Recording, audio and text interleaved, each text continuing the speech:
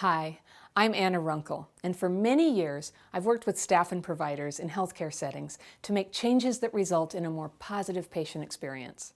Patient experience is a buzzword in healthcare these days. Delivering a great experience, we now know, is not just about patient satisfaction. It can strongly influence health outcomes and make the difference between a stressful workday and a day that's filled with purpose, teamwork, and the joy of making a real difference in people's lives. Patient experience can also dramatically impact the overall success of your agency. More than ever, healthcare systems are focusing on quality, and it's important that we do our best to exceed patients' expectations throughout the visit. In this video, we're going to look at 5 simple skills that can help you quickly improve your interactions with patients. Let's look at what they are. 1. Make a welcoming statement. 2. Use friendly words and tone of voice. 3. Demonstrate empathy. 4. Put things in the positive. And 5. Offer options. We'll show you some common ways things can go wrong in a patient interaction, at the front desk, in the back office, and in the exam room. And then we'll see how these 5 skills can turn it all around. No, we can't do that. Like I said, we can't do that. This is Margot, and she floats from the front desk to the phones to the exam room. Like a lot of clinic staff, she's dedicated to delivering great care to patients, but she does a lot of multitasking, and that means she's often in a hurry with patients. Let's watch how she handles it when a patient drops in and wants to be seen. Can I help you? Yes, I think I need to be seen. I was here a couple weeks ago and I had an infection. I think it's back. Do you have an appointment? No, when I was here last, they told me to just drop in if my symptoms came back. Let's see. He might have something at 5. He told you to just drop by? He said to call or drop in. I was on antibiotics, but they weren't working, or they were at first, but... Yeah, it's just that we don't really have anything today. What's going on? Is it a UTI or something? Yeah, I think it's back. It's pretty bad. Okay, well, we'll probably need to get you in today, but I mean, you're going to be waiting for at least an hour, and I can't really guarantee when he'll be able to see you. Okay. Yeah. So what's your name? Sally Pearson. Okay. I'll get your chart. You can take a seat, and I'll let you know what he says. Thank you. Okay, so how was that compared to the front desk where you work? Margot maybe didn't demonstrate the best front desk skills you've ever seen, but her words and actions were not all that unusual. But let's look at it from another angle, from the point of view of the patient. For Sally, this encounter actually made her feel, bad. I mean, here the doctor told her to just come by if symptoms came back, and they did, so she came back, and now Margot's barely hiding that she finds Sally to be a real pain. Have you ever been made to feel this way? I'm going to bet you have, because in any workplace where there is not an explicit focus on the patient experience, policies and behaviors will tend to creep towards what is convenient for staff. It doesn't mean we're bad people. It's just human nature. So we need to consciously focus on the patient experience. So how do you do that? There are millions of ways we can improve something in our lives. What I would like to share with you are 5 simple skills you can use that will radically improve the patient experience. They aren't cookie-cutter answers to everything that can arise. Rather, they're guidelines you can use in any situation that will help you improvise a response that makes a difference. Okay, so let's go over the 5 skills again. They are: 1. Make a welcoming statement. 2. Use friendly words and tone of voice. 3. Demonstrate empathy. 4. Put things in the positive. And 5. Offer options. So let's review Margot's patient interaction and see how we might apply the 5 skills. No, we can't do that.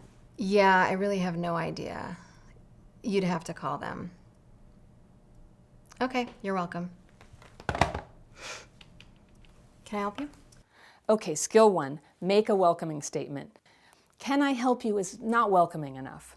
Because first of all, everybody, and I mean everybody, deserves to be greeted when they walk into your office.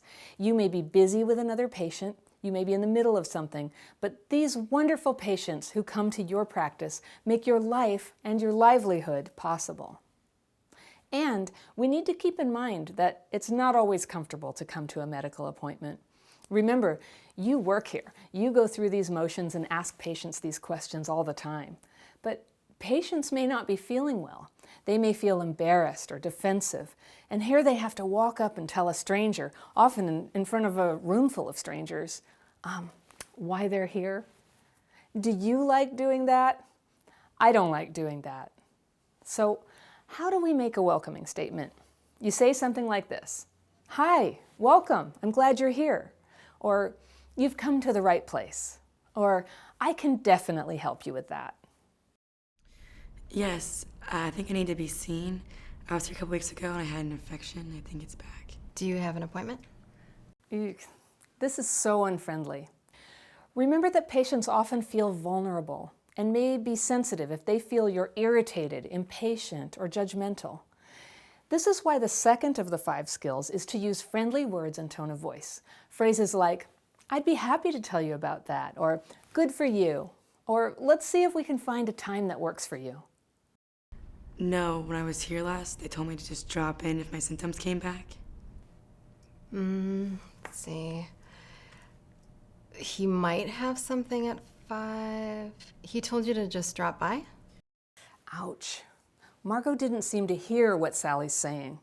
Sally is actually quite sick and may even be in pain.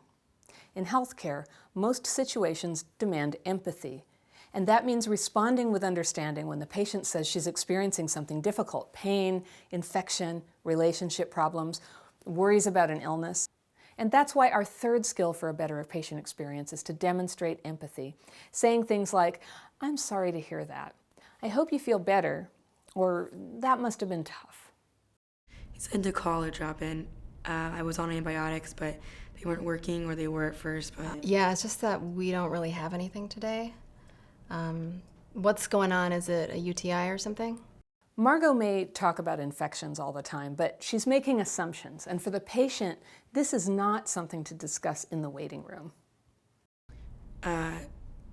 Yeah, I think it's back. It's pretty bad.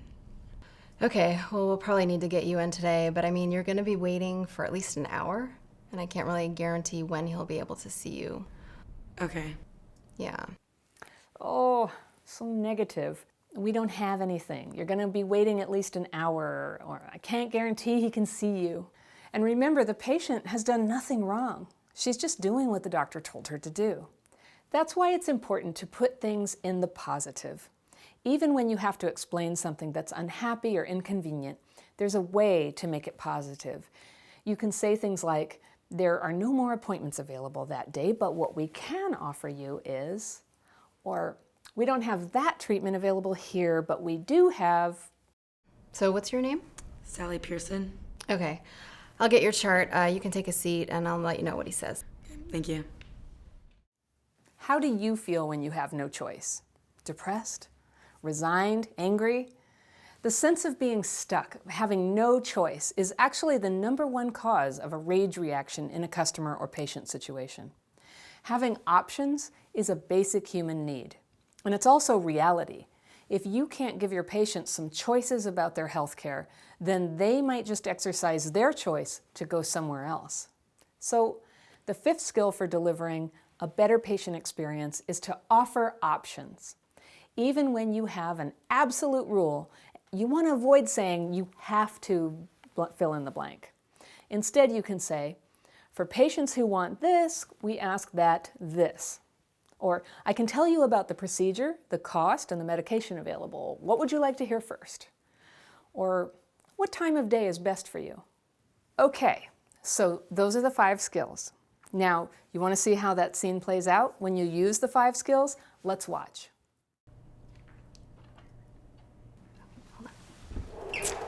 Hi, welcome. I need to finish this phone call, but I'll be right with you, okay? Right away, she set a friendly tone with friendly words and tone of voice. All right. Thank you for waiting. I needed to finish the phone call, but I didn't want to just leave you standing there. How can I help you? That is what we call a welcoming statement. Very nice that she had that window closed so she could keep her phone conversation private too. Yes, so I think I need to be seen. I had an infection. I think it's back. Do you have an appointment? No, when I was here last, they told me to just drop in if my symptoms came back. Okay, and he said to just drop by? Okay, she was surprised, but she stayed friendly. He said to call or drop in. I was on antibiotics, but they weren't working, or they were at first, but... Okay, I can tell that you're uncomfortable. She demonstrated empathy, and again, she was friendly. Fortunately, things should open up soon. So if you want, you can wait. Although I think it could be, let's see, as long as an hour because we have 4 patients who've been taken back already. But I'll tell you what, if you want to go out and come back in an hour, I can hold your spot for you and we should be able to get you in pretty quickly. Would you rather do that? No, it's okay. I'll wait here. Okay, you'd like to wait? All right. There it is, options. Here, instead of telling the patient she has to wait, she's offering options. She can wait an hour or come back in an hour. It's still an hour, but it's a choice. Write your name on this for me, please, and I'll get your chart. We'll call you back just as soon as we can, okay? Thank you. Yeah, sure thing. And there it is, the 5 skills to improve the patient experience. We hope this video has inspired you to put the 5 skills into practice. They're simple, they're powerful, and they can make your work life more meaningful and happy. Positive interaction is just one part of providing a great patient experience, but it's an important one. Keeping these 5 simple skills in mind can help you maintain a focus on making every patient experience a great one.